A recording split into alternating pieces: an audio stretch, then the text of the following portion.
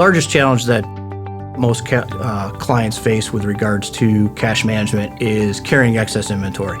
Carrying excess inventory can hide a lot of sins in the organization. The other challenge that clients often have is the accuracy of their forecasting or optimistic forecasting. If you have optimistic forecasting, obviously that's going to drive demand that really isn't there, which ultimately drives production that you really don't need, which ultimately drives inventory, and all of that ties up cash.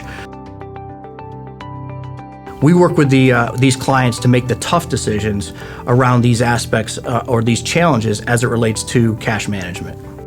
What makes the Powers Company different than most consulting firms is, again, we work side by side with our clients on the different aspects as it relates to cash management. We do this through behavior change and people change, not through new technology or new software. It truly is about the people and how they interact with each other to come to a common goal that ultimately optimizes the performance of the organization. A lot of times you'll find silos within these different organizations. Production has its way of doing things. Forecasting has its way of doing things. Demand planning has its way of doing things. Inventory control has its way of doing things.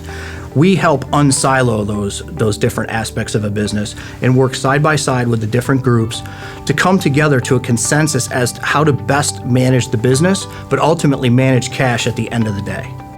We recently worked with a client who had a very seasonal business, and their approach was to hold their production constant and let their inventory grow.